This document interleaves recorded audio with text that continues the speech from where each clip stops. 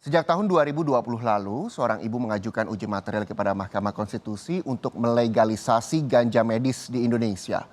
Permohonan ini adalah perjuangan seorang ibu untuk buah hatinya yang menderita kelumpuhan otak dan membutuhkan ganja untuk pengobatan.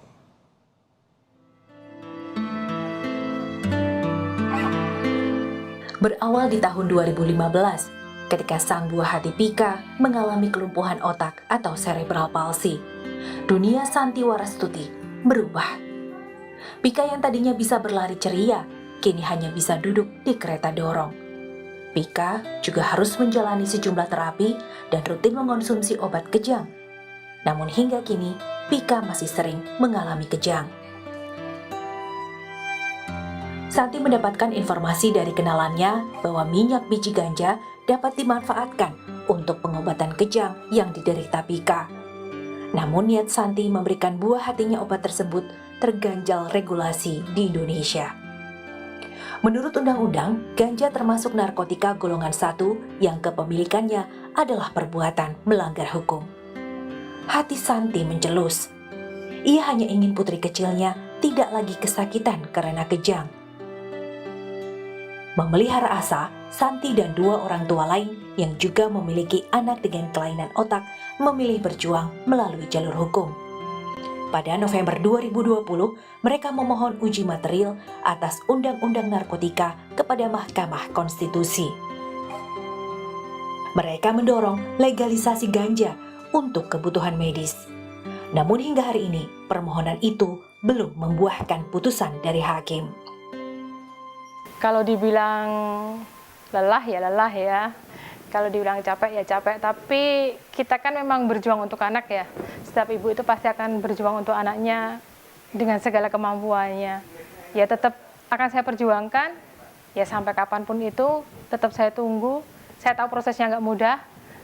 Mungkin butuh 10 tahun lagi, 20 tahun lagi. Tapi paling nggak saya sudah berusaha memberikan yang terbaik buat anak saya. Nanti pun kalau saya ditanya di sana, saya udah berusaha memberikan apa yang saya usahakan. Mendorong putusan hakim, Santi melakukan aksi damai di acara Hari Bebas Berkendara atau Car Free Day di Bundaran Hotel Indonesia, Jakarta pada hari Minggu 26 Juni kemarin. Bersama suami dan Pika, Santi membawa papan bertuliskan, "Tolong, anakku butuh ganja medis." Santi dan para pemohon legalisasi ganja medis telah mengumpulkan riset dari beberapa ahli yang menggeluti bidang pemanfaatan ganja untuk keperluan medis. Namun lebih dari itu, Santi membutuhkan dukungan dari publik atas usahanya memperjuangkan pengobatan untuk anaknya.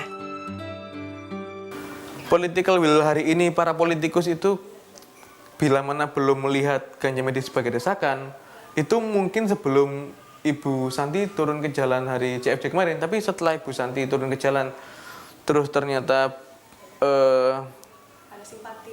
terdapat lebih banyak simpati daripada orang yang mencela, itu kok saya rasa sebagai bukti desakan rakyat gitu loh. Rakyat ini pengen agar orang-orang seperti Bu Santi yang memiliki anak-anak seperti Pika dan Bu Santi yang lain dan Pika-Pika yang lain itu bisa memanfaatkan ganja gitu untuk pelayanan kesehatan. Di banyak negara di dunia, termasuk Indonesia, ganja adalah barang ilegal. Namun untuk keperluan medis, sejumlah negara telah melegalkannya dan yang teranyar adalah Thailand. Akar dari penyebab terjadinya penyakit ini adalah kekurangan zat, mungkin CBD, mungkin THC, ya. Disitulah kita bisa menggunakan ganja untuk membantu mengatasi penyakit ini dari akar permasalahan. Sebenarnya itu tergantung dari pengambil keputusan.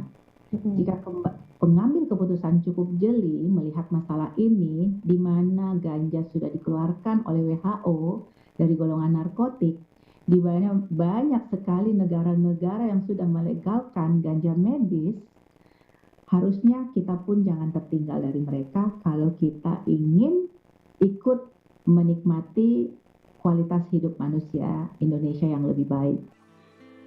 Ganja yang tidak lagi dikategorikan WHO sebagai narkotika menguatkan keyakinan Santi untuk terus memperjuangkan permohonan uji material legalisasi ganja medis kepada Mahkamah Konstitusi. Santi sadar, ganja medis mungkin tidak akan membuat Pika sembuh seperti sedia kala. Sebagai ibu, ia hanya ingin buah hatinya tidak lagi kesakitan melawan kejang dan bisa merayakan indahnya dunia kanak-kanak. Dan demi Pika, Santi menolak menyerah. Renata Panggolo, Sultoni, Kompas TV, Jakarta.